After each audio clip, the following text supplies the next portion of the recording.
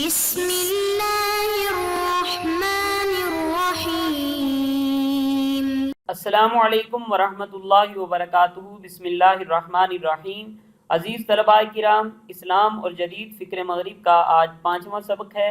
آج کے سبق کا عنوان ہے تہذیب کے عناصر ترکیبی، حصہ دوم۔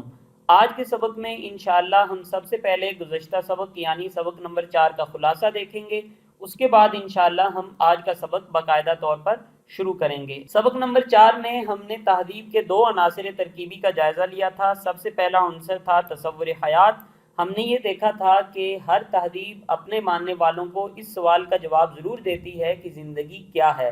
اس سوال کے جواب میں 4 بنیادی چیزوں پر بات کی جاتی ہے۔ سب سے پہلے تو یہ دیکھا جاتا ہے کہ زندگی کی کیا حقیقت ہے۔ اسلام یہ کہتا ہے کہ زندگی خالق کا طے شدہ منصوبہ ہے اور یہ امتحان کی غرض سے انسان کو دی گئی ہے۔ اسی طرح دوسرے نمبر پر اس سوال کا جواب تلاش کیا جاتا ہے کہ انسان کی کیا حقیقت ہے اس کائنات میں۔ تو اسلام یہ کہتا ہے انسان اس کائنات کے خالق کا نائب ہے اور اسے اپنی زندگی اس خالق کے بتائے ہوئے طریقے کے مطابق گزارنی چاہیے۔ تیسرے نمبر پر یہ دیکھا جاتا ہے کہ کائنات کی کیا حقیقت ہے، کوئی تہذیب اس کا کیا جواب دیتی ہے کہ کائنات اصل میں ہے کیا۔ تو اسلام اس کا یہ جواب دیتا ہے کہ یہ جو کائنات ہے یہ اس کائنات کے خالق کی ملکیت ہے اور انسان کے لیے اس کائنات کو مسخر کر دیا گیا ہے تاکہ وہ خالق کی مرضی کے مطابق اس کائنات سے فائدہ اٹھائے۔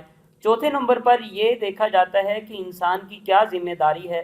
تو اسلام اس کا جواب یہ دیتا ہے کہ انسان کی یہ ذمہ داری ہے کہ وہ خالق کے بتائے ہوئے طریقے کے مطابق زندگی گزارے اور زیادہ سے زیادہ اچھے اعمال کرنے کی کوشش کرے۔ دوسرے نمبر پر ہم نے یہ دیکھا تھا کہ کوئی تہذیب نصب العین کے بارے میں کیا بتاتی ہے کہ زندگی کا نصب العین کیا ہونا چاہیے۔ تو پہلی بات تو یہ ہے کہ انسان کا فطری نصب العین بھی ہوتا ہے، جیسے ہر انسان یہ چاہتا ہے وہ کامیاب ہو، وہ خوش رہے، اسے خوشحالی ملے، تنگ دستی نہ ہو۔ اور دوسرے نمبر پر تہذیب بھی کچھ نصب العین انسان کو دیتی ہے۔ مثلا اسلام یہ کہتا ہے کہ انسان کی زندگی کا نصب العین یہ ہونا چاہیے کہ وہ اپنے خالق کی مرضی کے مطابق زندگی گزارنے کی زیادہ سے زیادہ کوشش کرے۔ اب ان دونوں میں تعلق بھی ہونا چاہیے۔ اگر یہ دونوں فطری نصب العین اور تہذیبی نصب العین ایک دوسرے کو سپورٹ نہ کرتے ہوں تو انسان لا محالہ اپنے فطری نصب العین پر عمل کرتا ہے اور تہذیبی نصب العین کی طرف اس کی توجہ اتنی زیادہ نہیں ہوتی۔ کوئی بھی تہذیب اس تیسرے سوال کا جواب بھی اپنے ماننے والوں کو ضرور دیتی ہے اور ان کے لیے ایسے بنیادی نظریات ضرور طے کرتی ہے جن کی وجہ سے ان کے لیے نصب العین کو حاصل کرنا آسان ہو جاتا ہے، جس کی بنیاد پر وہ یہ فیصلہ کریں کہ ہم نے کون سا کام کرنا ہے اور کون سا کام ہم نے نہیں کرنا یا کیسے کرنا ہے کوئی کام۔ تو جو تہذیب ہوتی ہے وہ اپنے ماننے والوں کو بنیادی نظریات بھی ایسے ضرور فراہم کرتی ہے۔ اسلام نے بھی ایسے عقائد اپنے ماننے والوں کو ضرور دیے ہیں، ایسے عقیدے دیے ہیں، ایسے تصورات دیے ہیں جن کی وجہ سے اس نصب العین کو حاصل کرنا بہت آسان ہو جاتا ہے۔ ایسی مخصوص ذہنیت اسلام نے اپنے ماننے والوں کو دی ہے۔ مثال کے طور پر آخرت کا تصور دیا ہے کہ اگر اچھے اعمال کیے ہوں گے تو وہاں نعمتیں ملیں گی اور ان کا بدلہ ملے گا، اور اگر اچھے اعمال نہیں کیے ہوں گے، برے اعمال کیے ہوں گے تو ان کی سزا ملے گی اور وہاں پہ عذاب جھیلنا پڑے گا۔ اسی طرح اسلام اپنے ماننے والوں کو یہ ذہنیت بھی دیتا ہے کہ ان کے ہر کام پر اس زندگی کے خالق کی، ان کے مالک کی نظر ہے اور جو بھی وہ کام کرتے ہیں خالق کو اس کام کا علم ہوتا ہے اور آخرت میں جب وہ جائیں گے تو انہیں اس کام کا حساب دینا پڑے گا۔ اسی طرح کی جتنی ذہنیتیں ہیں، جو مخصوص عقائد اور نظریات ہوتے ہیں، یہ بھی کوئی تہذیب ضرور فراہم کرتی ہے تاکہ اس تہذیب کو ماننے والوں کے لیے اپنا نصب العین حاصل کرنا بہت آسان ہو جائے۔ اسی طرح وہ تہذیب اپنے ماننے والوں کی اخلاقی تربیت کا کوئی نہ کوئی سامان ضرور فراہم کرتی ہے تاکہ اس کے جو ماننے والے ہیں، اس تہذیب پر عمل کرنے والے ہیں، ان کے لیے نصب العین کو حاصل کرنا آسان ہو جائے، ان بنیادی نظریات پر عمل کرنا ان کے لیے آسان ہو جائے جس کی وجہ سے وہ نصب العین تک پہنچ سکیں گے۔ تو ہر تہذیب نے اپنے ماننے والوں کی اخلاقی تربیت کے لیے کچھ نہ کچھ سامان ضرور کر رکھا ہے، کچھ ایسے اخلاقی اوصاف ان میں پیدا کرنا چاہتی ہے ہر تہذیب۔ اسلام بھی کوئی نہ کوئی ایسے اخلاقی اوصاف پیدا کرنا چاہتا ہے۔ ایک عدل کا تصور ہے اسلام میں، اور اسلام اپنے ماننے والوں کو یہ تصور دیتا ہے کہ چاہے دوست ہوں چاہے دشمن ہوں، ان کے ساتھ کسی بھی طرح کی ناانصافی نہیں کرنی چاہیے، بلکہ جیسا جس کا حق ہو ویسا اس کا حق اسے ضرور دینا چاہیے۔ عدل کا تصور اسلام دیتا ہے۔ اب دوسرے نمبر پر یہ دیکھتے ہیں کہ یہ جو اخلاقی اوصاف ہوتے ہیں ان کو اپنے اندر پیدا کرنے کے لیے کوئی بھی تہذیب ایسا کون سا نظام فراہم کرتی ہے اپنے ماننے والوں کو جس کی وجہ سے یہ اخلاقی اوصاف اس تہذیب کے ماننے والوں میں پیدا ہو جائیں۔ اب مثال کے طور پر اسلام نے اس کے لیے عبادات کا طریقہ متعارف کروایا ہے، اور اسلام عبادات پر زور دیتا ہے کہ عبادات کی وجہ سے یہ اخلاقی اوصاف اپنے اندر پیدا کیے جا سکتے ہیں۔ مثال کے طور پر روزے کی وجہ سے انسان میں تقویٰ پیدا ہوتا ہے، اسی طرح زکوٰۃ کی وجہ سے انسان کے دل سے مال کی محبت نکل جاتی ہے، اور نماز کی وجہ سے انسان کو بری باتوں اور بے حیائی کے کاموں سے بچنا اس کے لیے آسان ہو جاتا ہے۔ تو اس طرح کا کوئی نہ کوئی طریقہ کار ہر تہذیب ضرور اختیار کرتی ہے، جیسے اسلام نے یہ طریقہ اختیار کیا۔ چنانچہ اللہ تبارک و تعالیٰ نے قرآن مجید میں کچھ عبادات کے بارے میں ارشاد بھی فرمایا ہے کہ ان عبادات کا یہ فائدہ ہوتا ہے، ان عبادات کی وجہ سے اسلام کو ماننے والوں کی یہ اخلاقی تربیت بھی ہوتی ہے۔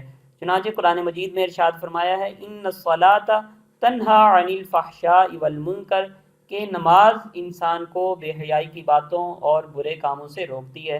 تو اس طرح اسلام نے اپنے ماننے والوں کی اخلاقی تربیت کے لیے، ان میں اخلاقی اوصاف پیدا کرنے کے لیے یہ طریقہ اختیار کیا ہے۔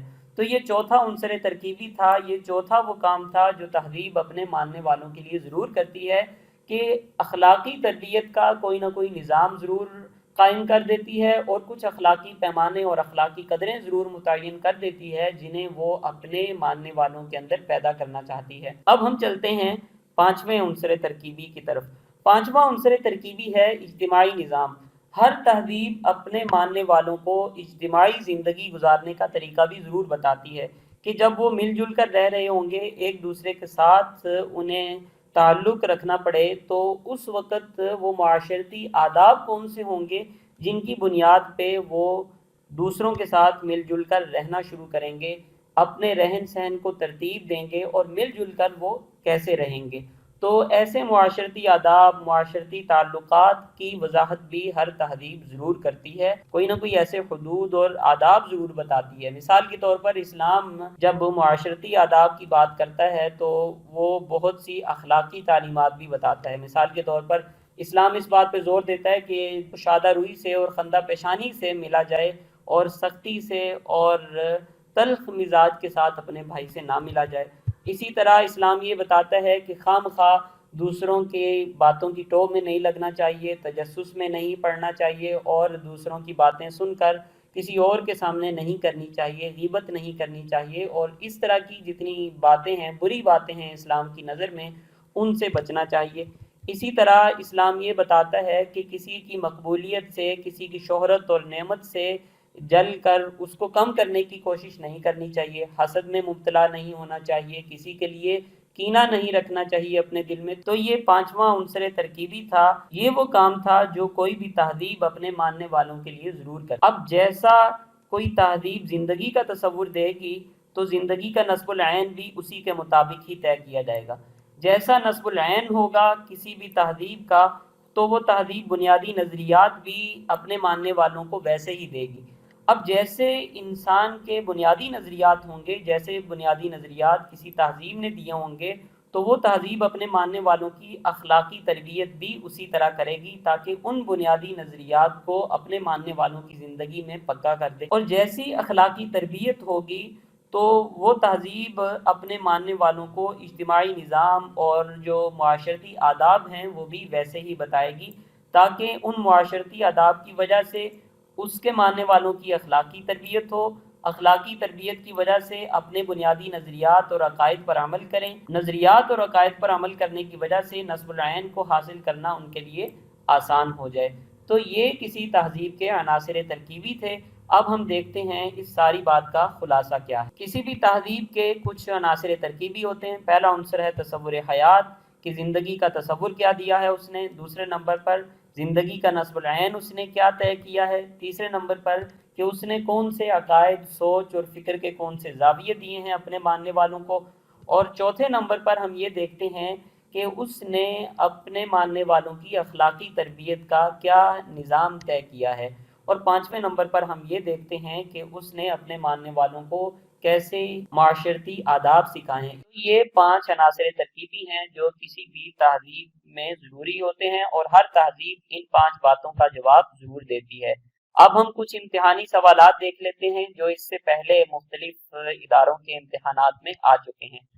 مثال کے طور پر تہذیب سے کیا مراد ہے، اسی طرح تمدن سے کیا مراد ہے، اور ثقافت سے کیا مراد ہے، اور پھر تہذیب، تمدن اور ثقافت میں کیا فرق ہے۔ اصل میں یہ سوال ایک ہی ہے جسے 3-4 حصوں میں تقسیم کیا ہے تاکہ ہمارے لیے سمجھنا آسان ہو جائے اور ان کا جواب تلاش کرنا آسان ہو جائے۔ اسی طرح تہذیب کے عناصر ترکیبی سے کیا مراد ہے، اور تہذیب کے عناصر ترکیبی ہماری زندگی پر کیسے اثر انداز ہو سکتے ہیں، سارے وہ سوالات ہیں جو کسی نہ کسی ادارے کے امتحان میں اس سے پہلے تقریباً آ چکے ہیں۔ آئندہ سبق میں ہم یہ دیکھیں گے کہ مغربی تہذیب کیا ہے، مغرب کیا ہے اور مغربی تہذیب کیا ہے۔ اس کے بعد ہم یہ دیکھیں گے کہ مغربی تہذیب کا پس منظر کیا ہے۔ جزاکم اللہ خیرا۔ السلام علیکم ورحمۃ اللہ وبرکاتہ۔